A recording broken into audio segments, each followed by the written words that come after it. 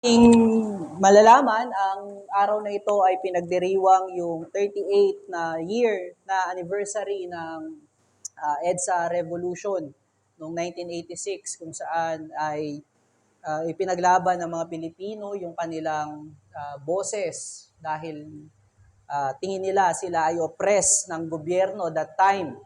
At makikita natin na yung movement ng EDSA Revolution ay steered o inapuyan ng kanilang compassion sa bawat isang Pilipino at gayon din sa kanilang kababayan dahil ang tingin nila na ang namumuno sa bayan that time ay cruel at gayon din merong pandaraya sa lipunan ng Pilipinas.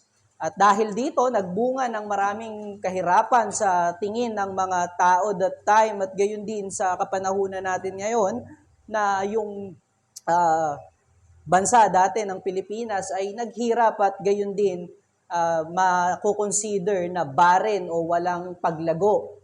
At yung hope na meron yung Pilipinas that time during that EDSA Revolution ay sa pamumuno ng isang bagong administrasyon. Ito ay tingin nila na contrary doon sa nakaraang presidente. Sa kanilang kaisipan, na yung paparating na administrasyon ay mas compassionate towards sa mga tao na siyang nakatira o mamamayan ng Pilipinas that time.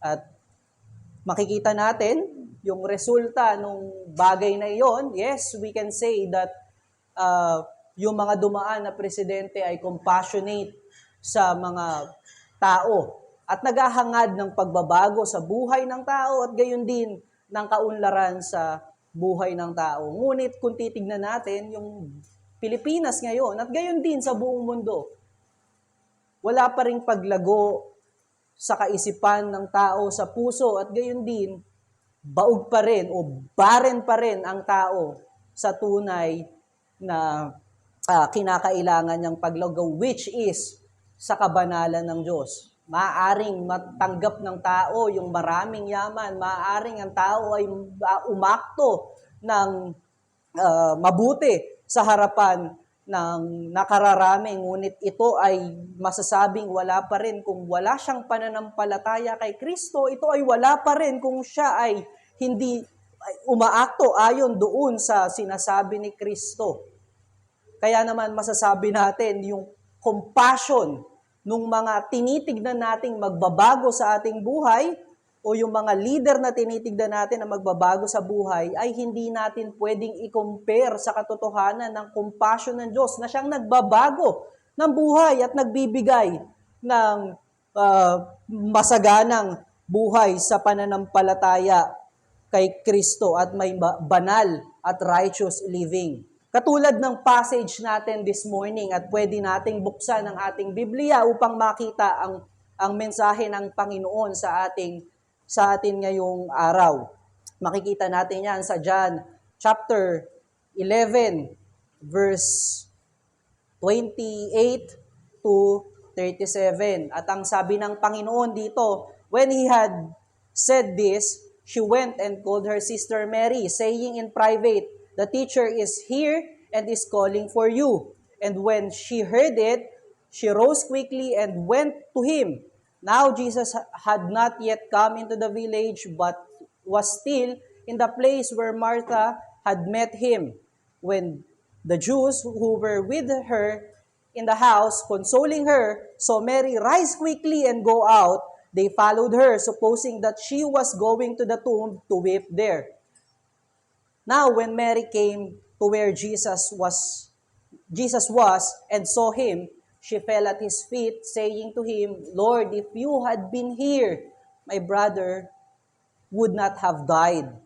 When Jesus saw her weeping, and the Jews who had come with her also weeping, he was deeply moved in his spirit and greatly troubled.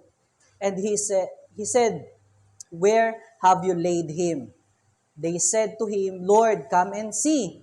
Jesus wept. So the Jews said, "See how he loved him." But some of them said, "Could not he who opened the eyes of the blind also have kept this man from dying. Yun ito ang mensahe ng Panginoon, ito yung kanyang katotohanan, magpasakop po tayo. Sa makikita natin dito sa ating passage ay nagpapatunay ng tunay na compassion at yung compassion na merong pagbibigay ng pagbabago sa buhay ng tao patungo sa kabanalan at sa katuwiran ng Diyos, nagbibigay ng masaganang buhay na siyang naka-align sa katotohanan ng Panginoon. Ang passage natin ay nagpapakita ng expression ng Diyos patungkol sa kanyang pag-ibig sa kanyang mga nilikha.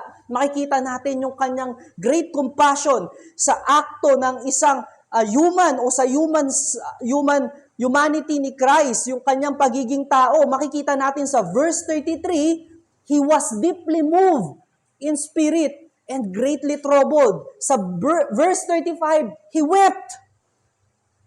Ang mga emosyon na ito ay apuyan sa pamamagitan ng pagkakita niya sa helplessness ng tao, sa kawalan ng pag-asa ng tao. Itong galit ng Diyos, kanyang pag-aalala at ang kanyang pagluha ay bunga ng kawalan ng pag-asa ng tao.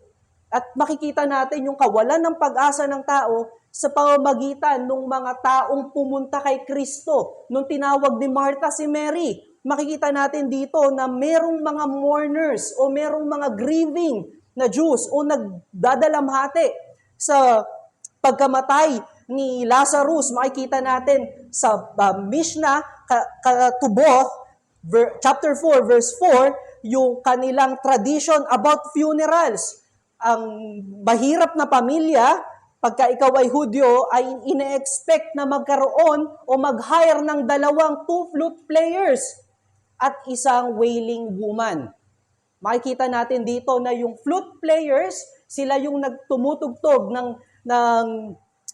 mga nota at tono sa pagpoprosesyon papunta doon sa grave nung ililibing. At gayon din, siya yung nagpapatugtog ng mga tono doon sa bahay ng mga namatayan upang dama yung kalungkutan sa kapaligiran. At gayon din yung wailing woman. Siya ay umiiyak ng malakas para marinig ng lahat ng tao na sila ay nagdadalamhati, para ma-identify na yung bahay na yon ay nasa ilalim ng malalim na kalungkutan. Ipinapakita dito yung kanilang nais ipakita nung flute player at nung wailing woman na sila ay nakikiramay at gayon din upang tawagin yung mga nakapaligid upang makiramay din sa namatayan. Ngunit huwag tayong magkaroon ng gayon din yung attitude ni Mary patungkol doon sa pagharap niya kay Kristo at pagdating ni Kristo. Tignan natin doon sa verse na kanyang pagharap kay Kristo, ang kanyang sinabi, Lord, if you had been here, my brother would have not died. Iyon ay kaparehas ng sinabi ni Martha doon sa verse 21 sa last preaching natin dito sa chapter 11 ng John. Ito ay nagpapakita na yung bagay na ito, yung sa kanilang kaisipan, matagal nang namamalagi yung thought na ito na kung si Kristo ay nandoon nung panahon na si Lazarus ay nasa sakit, hindi mamamatay si Lazarus. Ito ay nagpapakita na kanilang pinag-uusapan itong magkapatid. At marahil yung mga kasama nila na nananampalataya din kay Kristo, ito din yung nasa kaisipan at ito din yung ibinibigay sa kanilang comfort nung nandoon sa sakit si Lazarus at nandoon sa paghihirap si Lazarus. Ngunit merong kaibahan doon sa attitude ni Martha at doon sa pananampalataya ni Martha kay Mary. Kung titignan natin, si Martha ay nagbigay ng approval doon sa kanyang pananampalataya kay Kristo doon sa verse 22. Nung sinabi niya na, ngunit alam ko na kahit anong hilingin mo ngayon sa iyong ama, ito ay kanyang ipagkakaloob. Siya ay may trust pa rin sa kapangyarihan ni Kristo. Ngunit kung titignan natin si Mary, huminto siya dun sa thought na if Jesus ay naroon sa pagkakataon na yun, hindi mamamatay si Lazarus. Makikita natin na yung sinabing salita ni Mary ay more like complain. Unlike dun kay Martha, it speaks about faith. Kay Martha, nire-recognize niya yung kapangyarihan ni Kristo na kung nandun si Kristo, mabubuhay ang kanyang kapatid at hindi mamamatay. Ngunit kahit na ngayon na itong mga bagay na ito ay nangyari, namatay si Lazarus, alam ko ipagkakaloob sa iyo ng Diyos ang anumang hilingin mo. Hindi siya nag-doubt sa kapangyarihan ni Kristo. Makikita natin na medyo umatras si Mary sa kanyang pananampalataya sa ating Panginoon dito. At gayon din yung mga Hudyo, bukod doon sa mga wailing woman, makikita natin na merong mga kaibigan sila na umiiyak at nakikidalamhati sa kanila. Makikita natin na sila'y sumunod kay Mary dahil akala nila siya iiyak sa tomb ni Lazarus, kung saan nakahiga si Lazarus at walang buhay. Makikita natin na sila ay umiiyak with all sincerity ng kanilang puso at kanilang kaisipan. Sila ay umiiyak ng malakas sa kanilang pagdadalamhati. Ngunit yung kanilang pag-iyak ay nangangahulugan o yung kanilang pag-iyak sa gitna ng nakita na nila si Kristo, ito ay pagpapakita ng walang pag-asa, kawalan ng pag-asa sa kamatayan. Sa kanilang kaisipan, walang pag-asa. Sa kanilang puso at sa kanilang kaisipan, yung sitwasyon ng kamatayan ni Lazarus ay kontrol ng kadiliman o ng darkness. Unlike doon sa sinasabi ng ating Panginoon sa John chapter 8 verse 12, na He is the light at He is always in control. Pwede nating masabi na yung kanilang pag-iyak na walang pag-asa dahil sa kamatayan ni Lazarus ay tunay dahil lumabas sa kanilang mga bibig yung kanilang nasa isip nung makita nila na si Kristo ay lumuha rin. Makikita natin sa verse 37. Sinabi nila dyan na naggawa ni Kristo na bigyan ng paningin ang pinanganak na bulag. Ngunit bakit hindi niya kayang bigyan ng buhay? O bakit hindi niya sinustain yung kanyang kaibigan na minamahal? Makikita natin dito sa kanilang mga sinabi, ang unbelief o ang hindi paniniwala o walang pag-asa doon sa Diyos na nasa kanilang harapan. At lahat ng ito, yung pagtalikod ni Mary or yung hakbang patalikod ni Mary ng kanyang pananampalataya, yung kanilang pag-upa sa wailing woman, yung pag-iyak ng mga taong nakapaligid sa kanila ng walang pag-asa ay nangangahulugan ng unbelief. At ang unbelief ay kasalanan sa Diyos. Yun ay epekto ng kasalanan. Sila ay bulag sa Diyos na nasa kanilang harapan. Hindi nila nakikita yung kapangyarihan ng Diyos na kayang magbigay ng buhay na nasa kanilang harapan.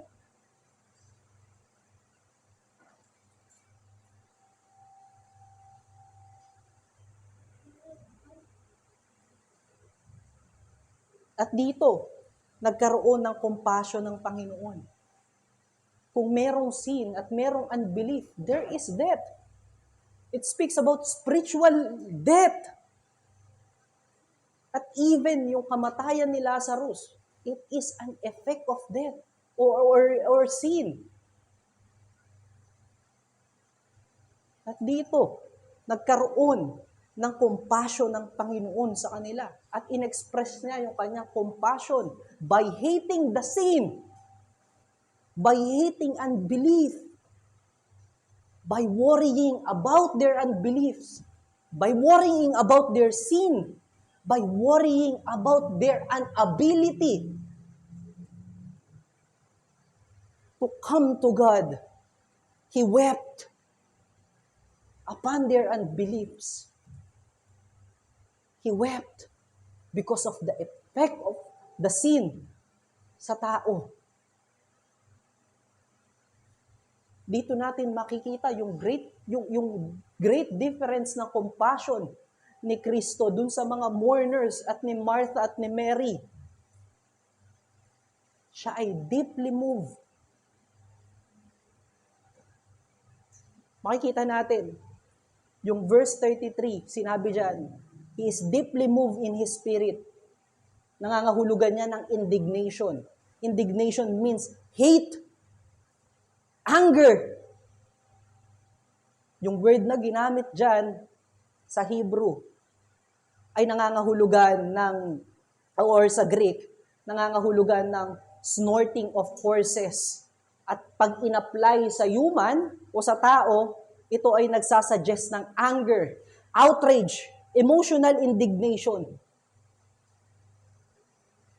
Masasabi natin na ito ay compassion dahil kung siya ay nagalit lamang dahil umiiyak si Mary, dahil lamang umiiyak yung mourners, yun ay pagpapakita ng hindi pagbibigay ni Kristo ng pagpapahalaga at pag-ibig. Kung dahil lamang sa kanilang pagluha, ngunit yung galit ni Kristo ay dahil sa kasalanan, dahil sa effect ng sin, dahil sa unbelief. Masasabi natin na yung kanyang galit ay patuloy pa rin na matuwid. At yung word na wept ay different doon sa verse 33. Doon sa kung saan sinabi na si Mary ay umiyak, gayon din yung kanyang mga kasama. Ngunit doon sa verse 35, ang ginamit dyan ay ibang sense ng pagluha, nangangahulugan ng bahinang pag-iyak.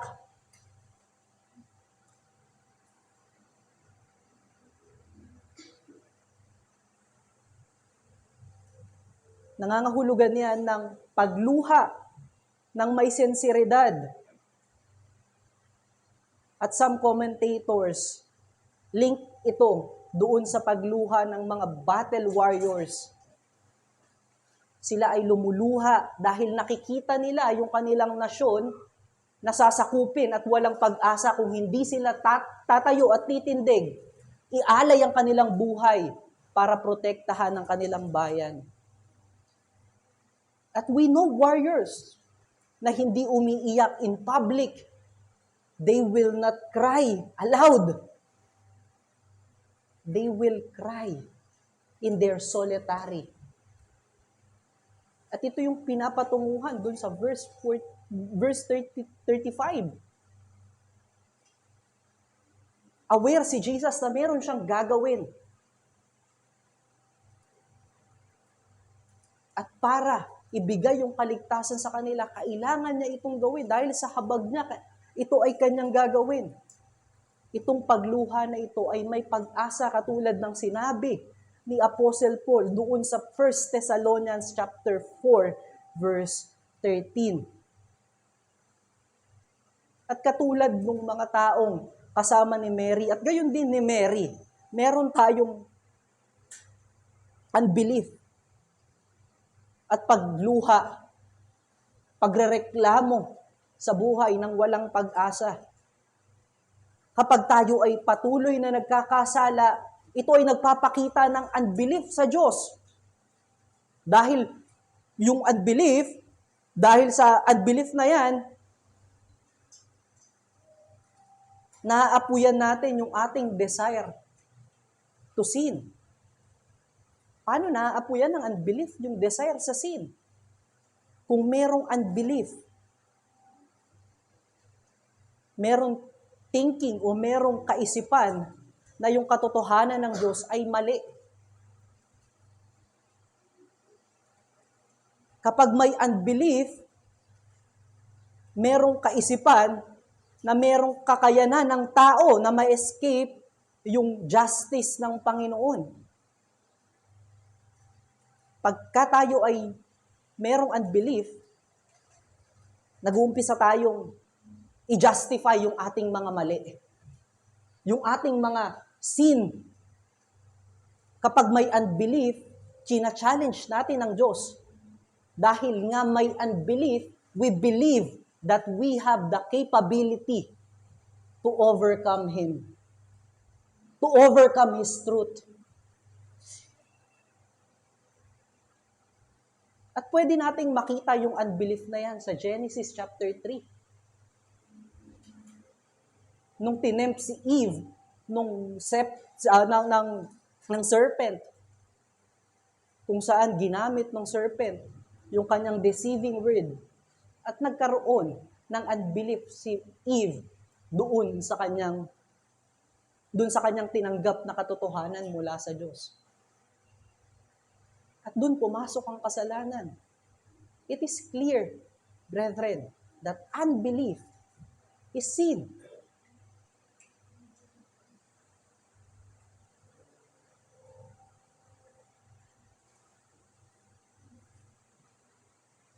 Ngayon, anong relasyon nito sa compassion ng ating Panginoon? Ang Diyos ay nag-reveal ng kanyang compassion upang ating sundan. At dito tayo mamuhay, pagkat dun sa compassion na kanyang inireveal, doon tayo naligtas. Saan natin makikita ang greatest compassion na maaari nating matanggap sa mundo? Kundi sa krus ni Kristo, kung saan yung kanyang galit sa kasalanan ay kanyang tinanggap. Yung galit ng Diyos sa kasalanan ay ibinuhos niya sa kanyang anak upang ibigay ang buhay at magkaroon ng komunikasyon muli ang Diyos at ang maruming tao sa pamamagitan ni Kristo. Dahil iniibig niya ang bawat isang pinagkamatayan ni Kristo. Dahil iniibig ni Kristo ang bawat isang pinagkamatayan niya. Tunay na makikita natin yung galit ng Diyos doon dahil may death doon sa cross ni Christ. At tunay na may pag-ibig doon dahil may pagsasakripisyo at may pagbibigay ng grasya.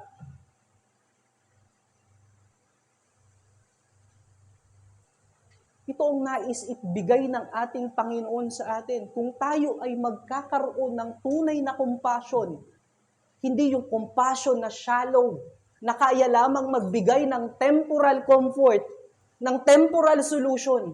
Ang nais ng Diyos ay mamuhay tayo na merong compassion sa bawat isa at gayon din sa ating sarili nang naayon sa kanyang katotohanan, nang naayon sa kanyang grasya, nang naayon sa kanyang pag-ibig. At yan ang ating mensahe sa umagang ito.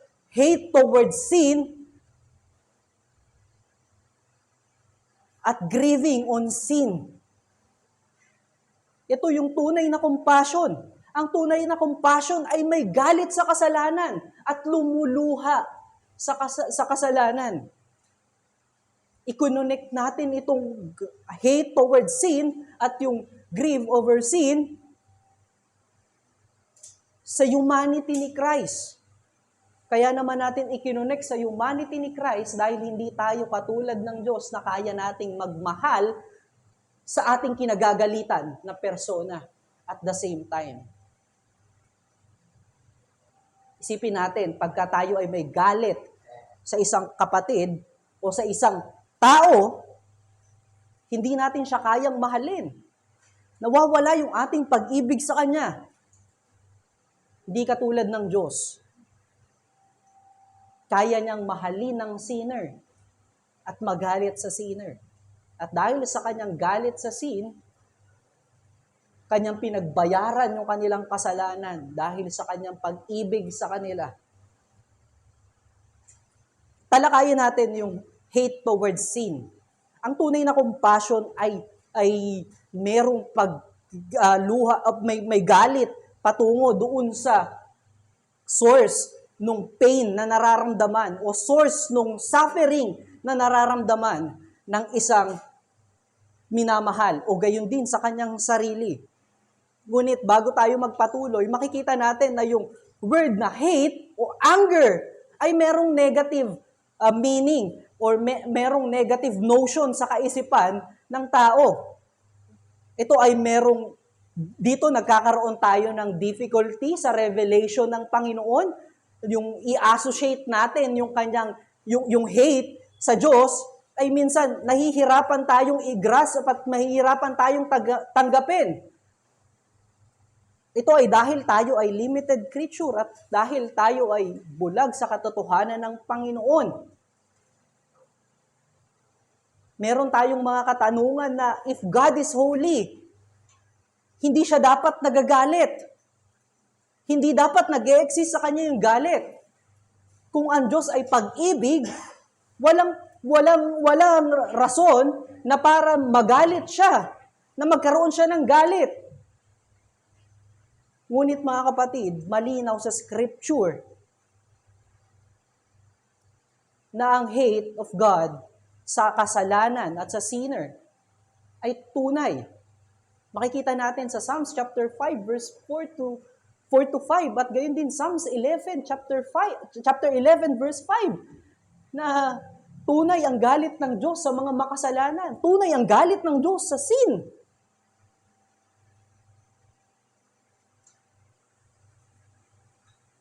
At para mas maunawaan natin na ang Diyos ay hindi nagkakasala sa kanyang hate at gayon din sa kanyang anger towards sin, tignan natin yung katotohanan kung sino ang Diyos. Ang Diyos ay banal. Paulit-ulit na sinasabi yan sa New Testament at sa Old Testament at doon sa notion at doon sa meaning ng holy, ang pinapakahulugan nila dyan ay to separate. Ito ay nagpapakita na ang Diyos ay absolutely distinct from all His creatures. All His creatures. Yung kabanalan ng Diyos ay hindi moral quality at attitude. Iyon ay posisyon niya.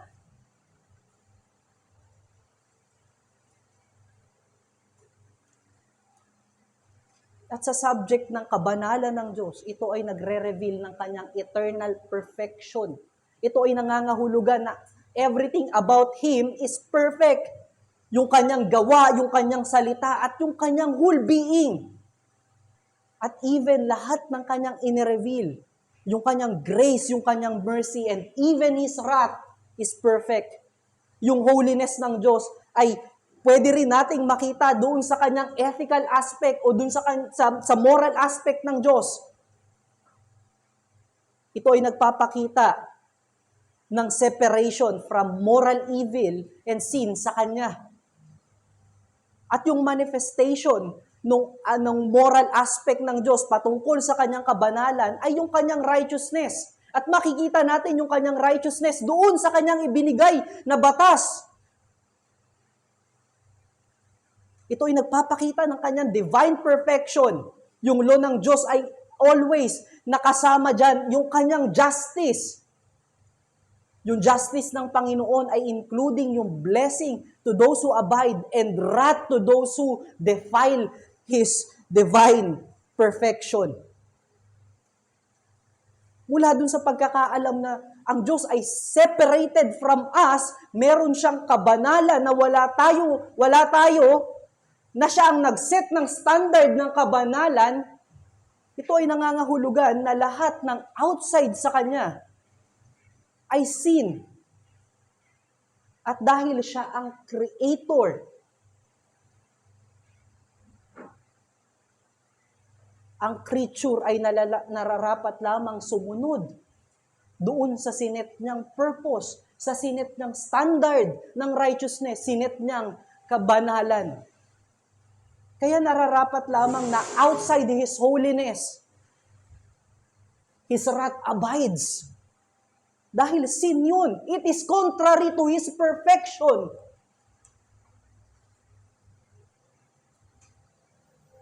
And we must accept those things.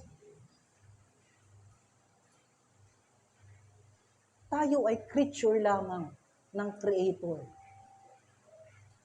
We must look upon His perfection.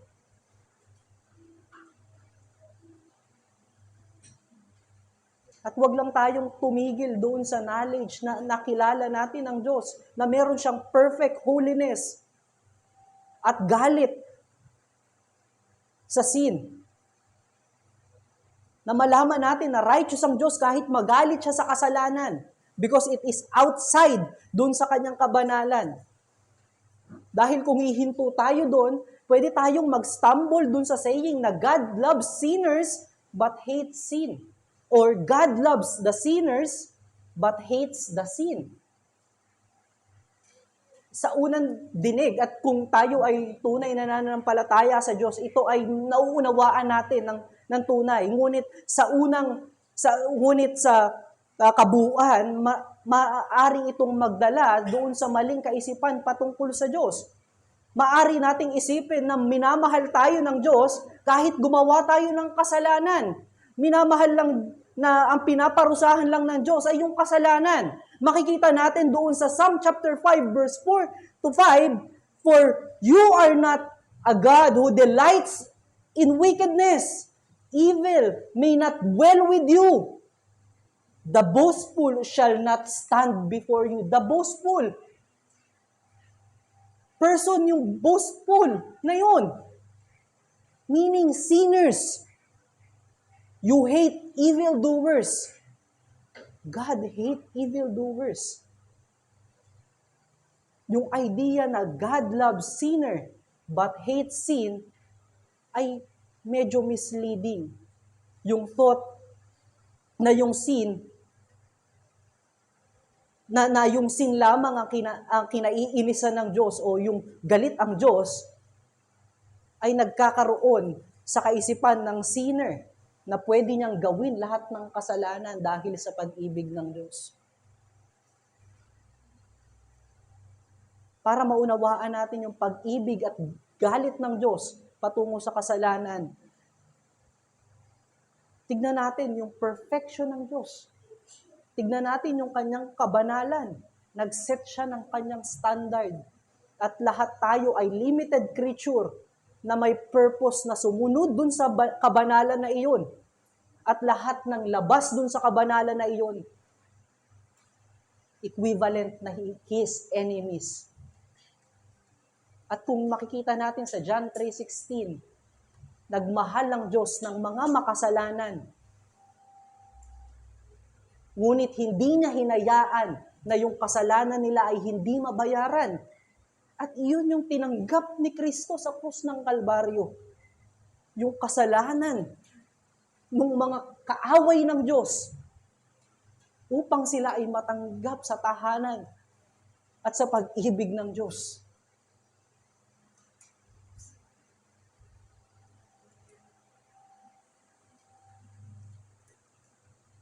Ganun makikita natin na hindi nawawala yung balanse o hindi nawawala yung pagka-perpekto ng Diyos sa kanyang sarili. Even siya ay magalit. Nandoon yung pag-ibig. Even siya ay magpakita ng kanyang righteousness. Nandoon yung pag-ibig, yung justice. Lahat ng kabutihan na meron sa kanya ay nag-a-abound. At merong difference yung galit ng Diyos sa kasalanan kumpara dun sa galit na meron ng tao. Ang tao ay nagagalit kapag yung isang kasama niya o yung tao sa paligid niya ay may ginawang hindi maganda patungkol sa kanya. Merong dalawang level o merong dalawang uri ng galit ang tao. First, yung great disgust or delight. Second, yung great intention to destroy.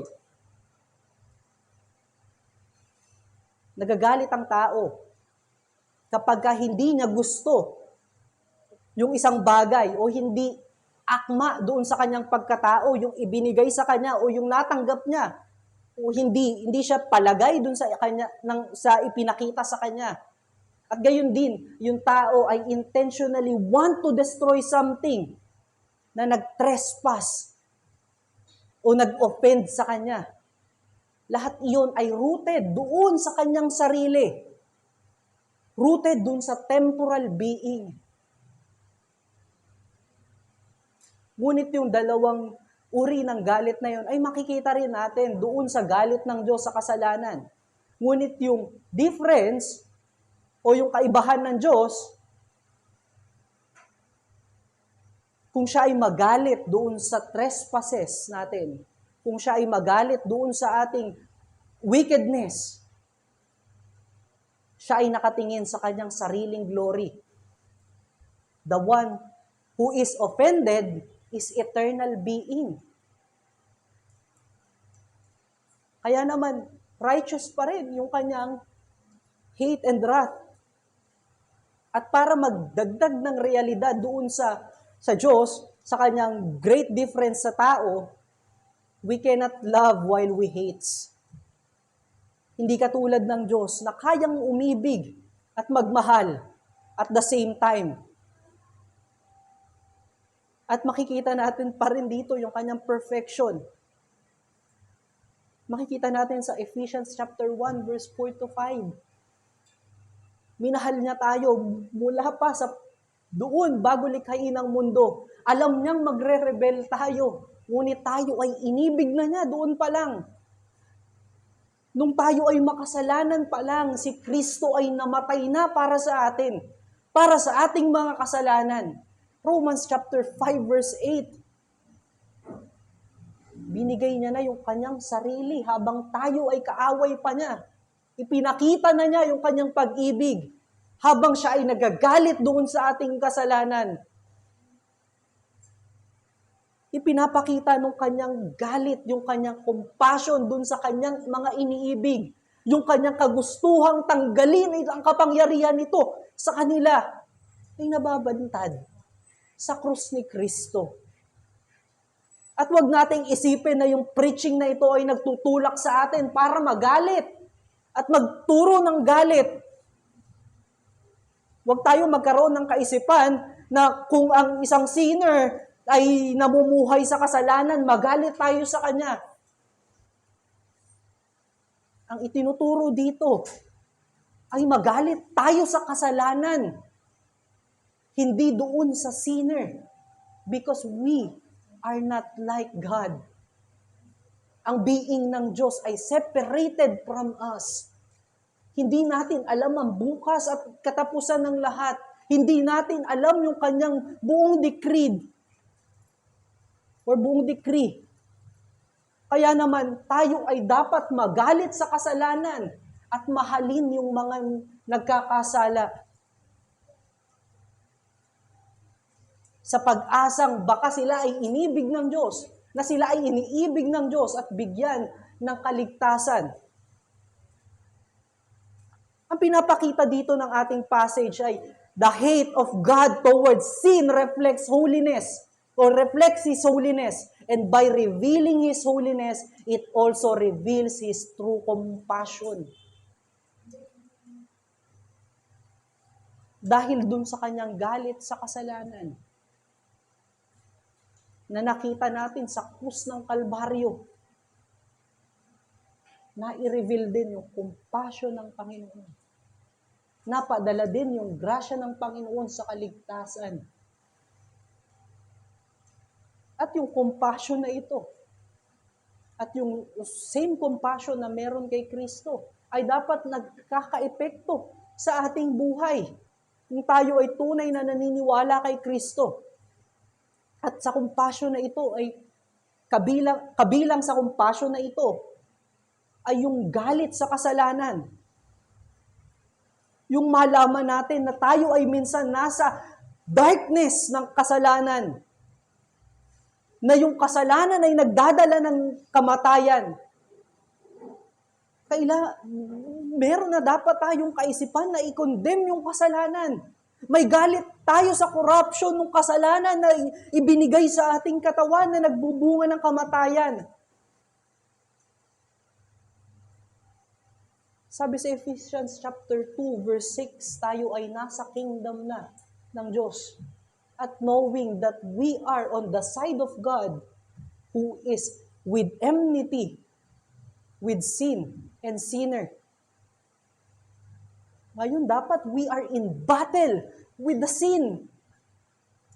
At when we are Pag tayo ay nasa battle sa kasalanan, meron dapat tayong galit towards dun sa ating foe. Sa ating kalaban.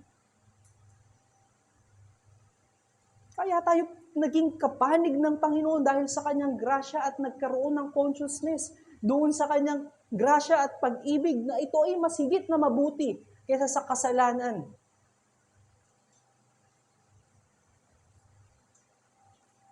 Walang neutral ground. Na dito ako sa grasya ng Diyos at pag-ibig lang. Ngunit hindi ako magagalit doon sa kasalanan. Kasi ano naman siya, reality naman siya sa buhay ng tao. Walang neutral ground, brethren. Kung tayo ay nag-e-enjoy pa rin sa sin natin, ito ay nangangahulugan na nasa side pa rin tayo ng kasalanan. Kung tayo ay nag-i-insist ng ating stubborn thought na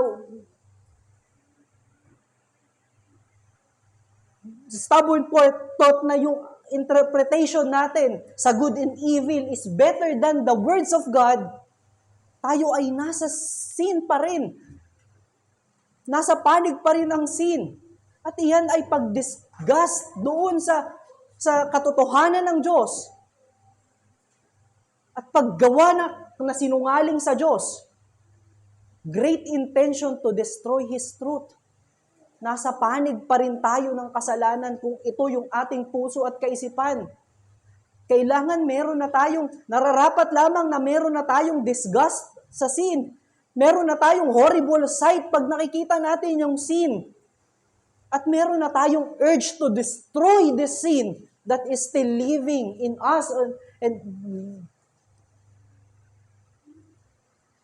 ito ay nangangahulugan na hindi ito nangangahulugan na kailangan nating magalit sa mga sinner, including ourselves. But rather, be compassionate upon them and upon yourself by hating the sins, the unbelief. Combat it with love and grace of Christ that is in Christ. Sinabi natin, we are not like God who can love and hate sinners. Ang kaya lang natin gawin ay love the sinner and hate their sin. Dahil hindi natin alam kung sino yung hinirang ng Diyos. And that we must be gracious to sinner and hate the sin. Magkaroon tayo ng grace doon sa ating sarili at paggalit sa kasalanan na meron tayo. Maging gracious tayo sa ating sarili ay nangangahulugan na i-respect natin yung buhay na ibinigay ni Kristo sa atin. At magalit doon sa kasalanan by mortifying it sa pamamagitan ng kanyang katotohanan at kanyang salita. Ito ay nangangahulugan na pagka nakita natin yung horrible condition ng ating sarili, kailangan nating maging gracious doon sa pinagkamatayan ni Kristo. Na ipaunawa ulit natin na ito yung kabanalan ng Diyos, na yung kasalanan na ating ipinapractice ay pinagbayaran ni Kristo at kalaban ni Kristo.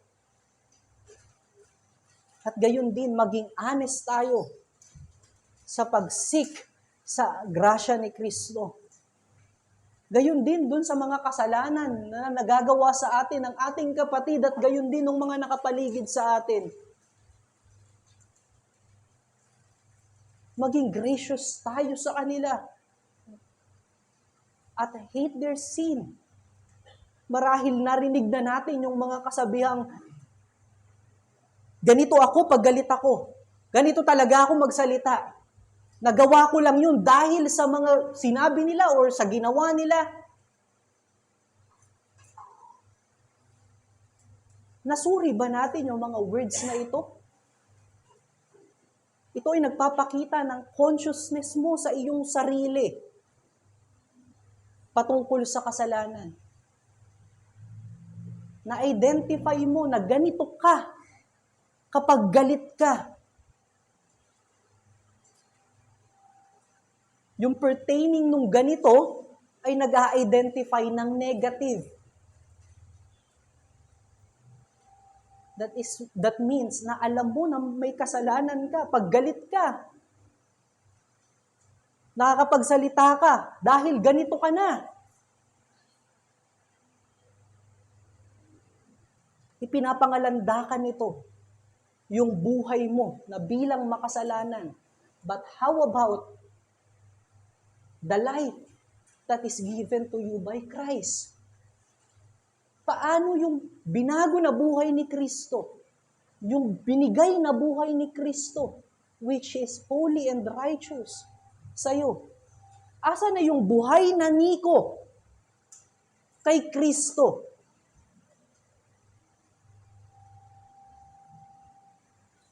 At pag sinasabi natin yung mga ganitong bagay na to, pag nagdadahilan tayo sa kasalanan, patungkol sa ganito, na ganito ako, pag galit, ganito ako magsalita, nagagawa ko lang itong mga to.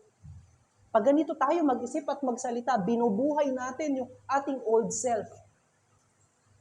We exchange the glory of Christ dun sa sinful and filthy body na meron tayo before.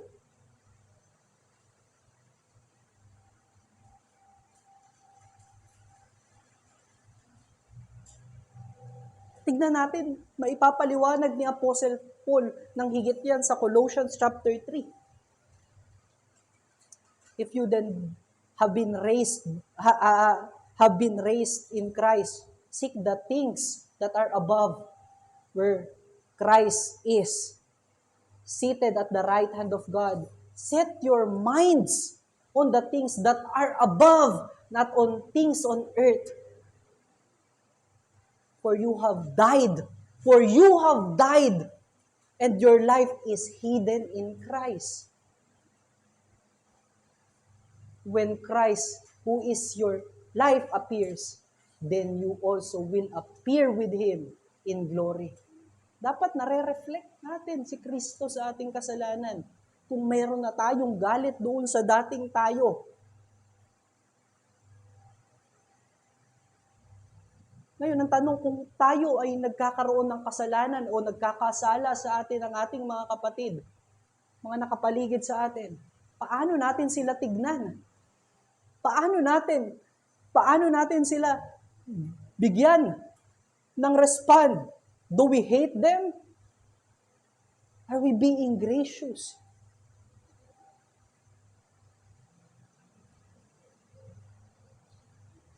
Kinakausap ba natin sila at dinedirekta natin sila sa repentance? O dinedespise natin sila at nagkakaroon ng feeling na we want to destroy them? And sometimes the way we destroy them is through gossip. When somebody sin against you, rebuke him, confront him with the Word of God. Huwag mo nang ipagsabi sa iba. Huwag mo nang kausapin yung iba patungkol dito. Much better, ibigay mo doon sa pastor ng local church to guide both of you to repentance, to lead you in Christ.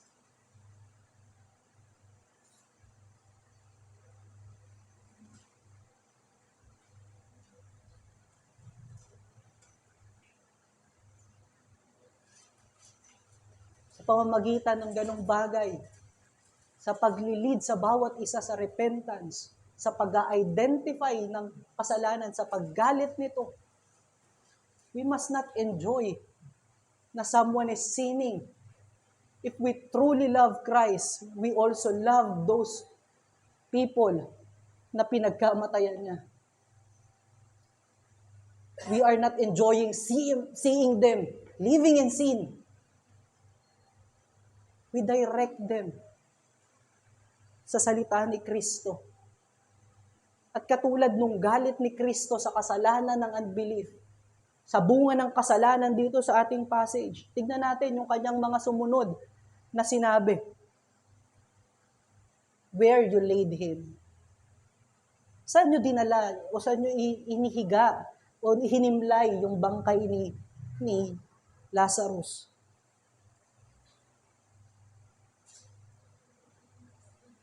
The question sa atin ng Panginoon sa umagang ito, saan natin inilagay yung deadness natin sa kasalanan? Nilalagay ba natin sa liwanag ni Kristo para makita at mapatay yung kasalanan na ito at magkaroon tayo ng resurrected life sa Kanya? Kung tayo ay dating mainitin ng ulo, saan natin inalalagay yung deadness ng kainitan ng ulo?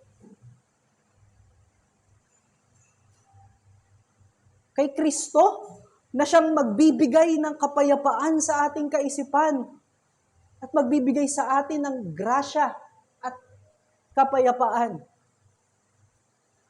O itinatago lang natin sa isang sulok dahil ayaw nating bitawan. We justify yung pagtatago nito sa word na ito kasi ako. Ganito ako pag galit.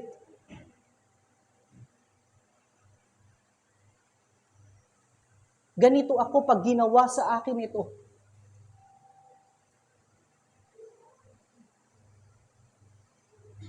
The Lord is seeking doon sa ating puso at kaisipan kung siya ba yung nilalaman ng ating puso. Pag itinago natin yung mga kasalanan na yan, hindi yan magkakaroon ng buhay. O hindi iyan mamamatay at hindi tayo magkakaroon ng buhay. Yang kasalanan na yan, pag tinago mo, ay patuloy pa rin mamamaho, mabubulok, idadamay yung buong parte ng ating katawan, ng ating buong pagkatao.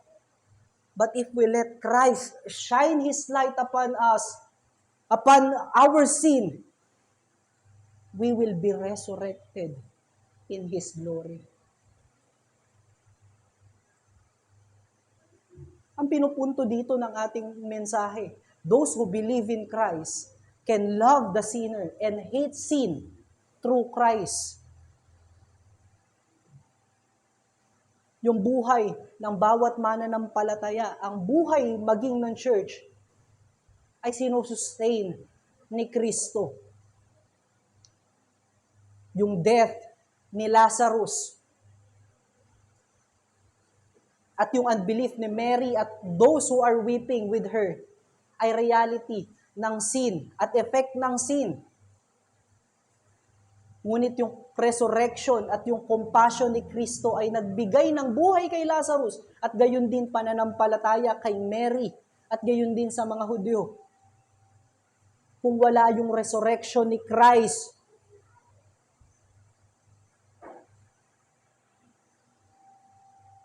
walang true compassion.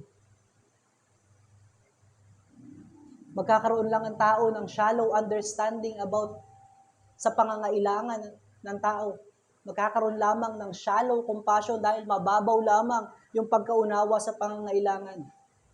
Hindi magagawang magalit ng tao sa kasalanan, sa kamatayan, sa bunga ng kasalanan.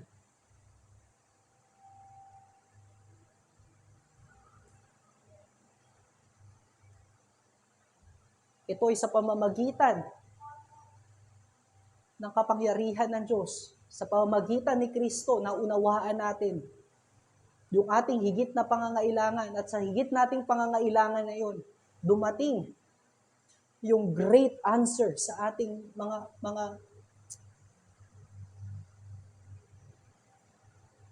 katanungan o sa ating mga pangangailangan.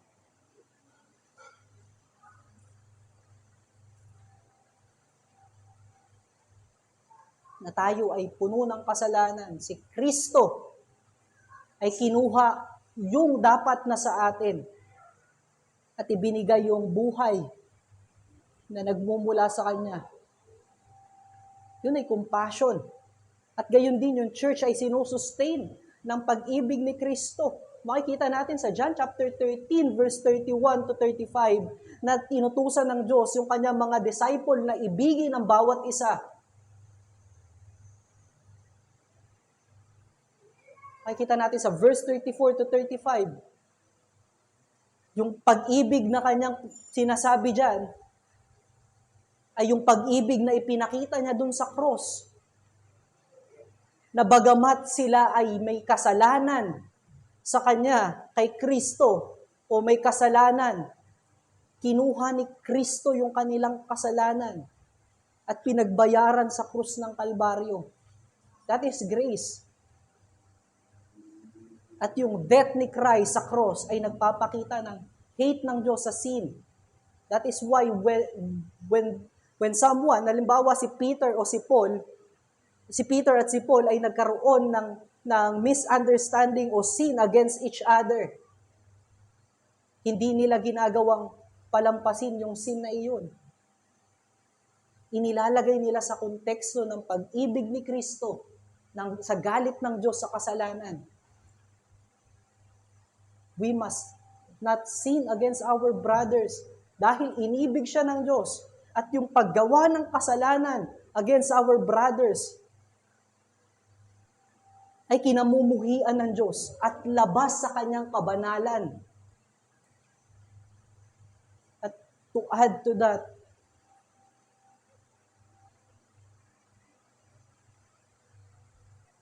His body was crucified and His blood runs out for the sinners and enemy of God like them.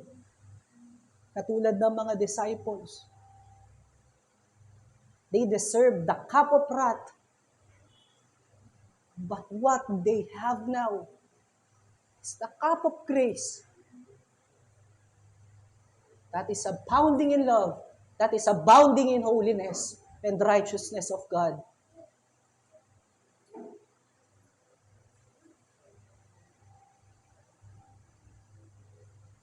At para mas higit nating maunawaan sa konteksto ng local church, mga kapatid, makikita natin sa 1 Corinthians chapter 5, verse 15.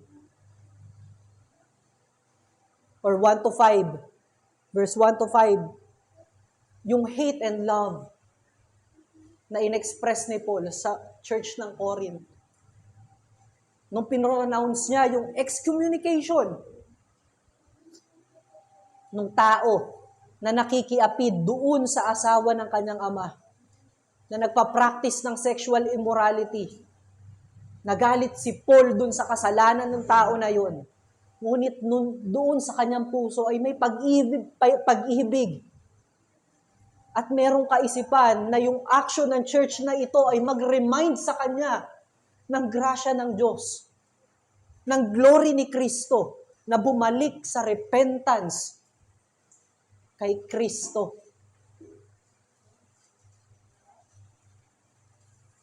Yes, we may grieve, we may cry upon sin, but we must say, grieving upon sin without anger towards it is just a mere sympathy.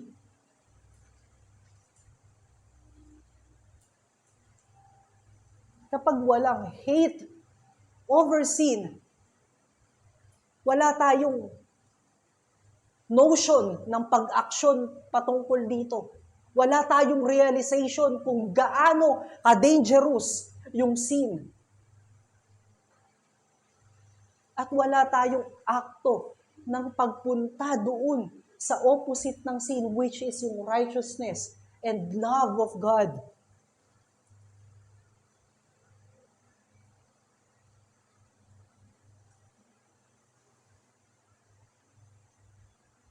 Kaya naman, tinatawag ng Diyos tayo na love one another while hating the sin, which is reality pa rin sa atin.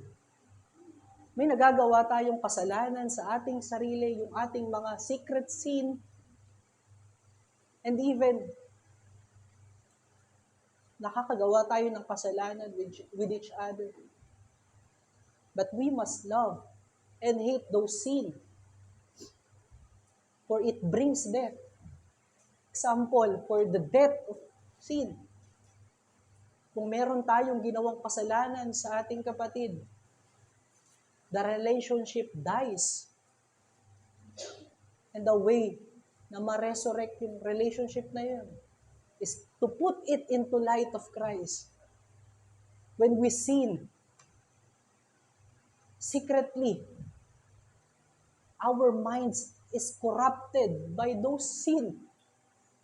And kapag tayo ay tumingin na sa mga nakapaligid sa atin, ito na yung ating tingin sa kanila.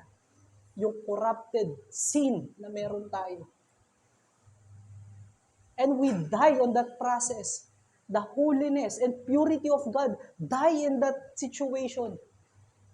And the way to resurrect those things is to put that into Christ. Kaya ang challenge natin sa umagang ito, lay down our deadness in sin to Christ. Ito ay nangangahulugan ng pagtitiwala kay Kristo, pag-respond sa pagsunod sa kanyang salita. Kung makikita natin ang kasalanan sa salita ni Kristo, magtiwala tayong humakbang. Kung nakikita natin na meron tayong ipinapamuhay na kasalanan, pagkatapos ng preaching of the word o pagkatapos ng reading of His word, huwag tayong mag-atubiling humakbang sa kabanalan niya. Ano yung sinasabi ni Kristo patungkol dito sa aking kasalanan? Ako ay nagtitiwala na ito yung tamang gawin, na talikuran ng kasalanan at mananampalataya doon sa kaluwalhatian ni Kristo. Hate sin and compassion towards sinner through directing our brethren to Christ and ourselves to Christ and His Word. Kung nakikita natin na tayo may problema patungkol sa kasalanan, idirekta natin yung ating sarili sa salita ni Kristo. Kung nakikita natin na hindi normal sa isang Kristiyano ang bagay na ito, tingnan natin sa salita ni Kristo. Kung hindi tayo naniniwala sa mga preacher, seek for yourselves. For yourself. Tingnan mo sa iyong Bible na nasa tahanan. Aralin mo. Saliksikin mo yung kabanalan ni Kristo.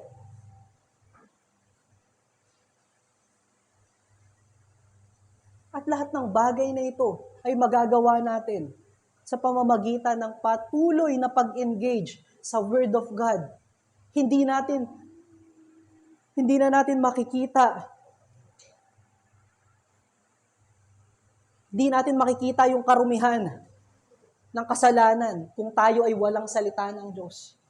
Hindi natin mako-compare yung purity to filthiness kung wala yung salita ni Kristo. Hindi tayo magagalit sa kasalanan kung hindi natin nakita yung bunga nito at karumihan nito, ang pangit na mukha nito, at hindi natin makikita yung kasaganahan ng buhay kay Kristo at yung grasya at mayamang pag-ibig niya kung wala yung kanyang salita. Patuloy nating tignan at saliksikin yung ating yung salita ng ating Panginoon. Hindi natin ma-identify yung kabanalan ng Diyos. Kung tayo ay hindi nakatuon sa kanyang mga salita, hindi natin matatagpuan ang kalwalhatian ng Diyos sa ating sariling kaisipan o sa fellowship ng mga namumuhay sa kasalanan. Matatagpuan lang natin yan sa preaching, sa sacraments, sa prayer and fellowship. Sa preaching, nababantad yung glory ni Kristo, yung katwiran ng Diyos, yung pagiging makasalanan natin, yung pagiging helpless natin. Nababantad yung grasya ng Diyos, yung kanyang pag-ibig dito. At ito yung pinakakatotohanan sa sacraments. Imbis na cup of wrath, para sa mga sinners na kaaway ng Diyos. Cup of grace, which is the blood of Christ, ang tinanggap natin. Sa prayer, motion, ng pagsandal ng patuloy kay Kristo. Sa prayer, inilalagay natin yung mga kasalanan na siyang nag-a-afflict sa atin, yung kinagagalitan nating parte ng ating pagkatao, which is sin, ay doon natin dinudulog. Sa fellowship, sa katipunan ng mananampalataya, every word ng mga mananampalataya is rooted doon sa kabanalan ni Kristo, sa katotohanan ng Diyos. At walang ibang, hindi natin matatagpuan yan sa katipunan ng mga makasalanan, ng mga patuloy na namumuhay sa kasalanan. Kaya naman, kung ikaw ay patuloy pa rin namumuhay sa kasalanan at hindi mo na-identify o hindi mo nararanasan yung compassion ng Diyos na ito at hindi mo na isa sa pamuhay yung compassion na ito ng pamumuhi sa kasalanan, ang Panginoon ay iniimbitahan ka at inaanyayahan ka ngayon na magsisi sa iyong kasalanan at manampalataya sa Kanya. Huwag mong ipilit na ikaw ay na kaya mong maging mas tama kaysa sa Diyos, na yung interpretasyon mo patungkol sa kasalanan ay sa pamamagitan ng iyong kakayanan. Ginagawa mong sinungaling ang katotohanan ng Diyos. At iyan ay pag-enjoy pa rin sa iyong kasalanan at walang pagkamuhi sa kasalanan na namumuhay sa iyo. Manampalataya ka lang kay Kristo na pinagkamatayan niya yung mga kasalanan na patuloy mong pinapamuhay at patuloy mong ginagawa. At magsisi ka dahil ito yung dahilan kung bakit siya napako sa krus ng Kalbaryo.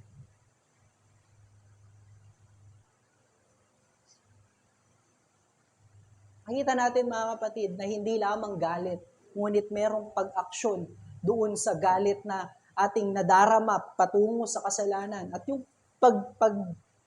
paggalit na iyon sa kasalanan at paglakad patungo doon kay Kristo o pagdadala kay Kristo ng mga kasalanan na ito, makikita natin na ito ay picture pa rin ng gospel kung saan ipinakita ng Diyos yung kanyang compassion para sa mga helpless na katulad natin, na even kinamumuhian niya yung ating kasalanan na tayo bilang makasalanan, ibinigay niya yung kanyang bugtong na anak na si Jesus upang tayo ay magkaroon ng kapatawaran at maging kabilang sa kanyang pamilya.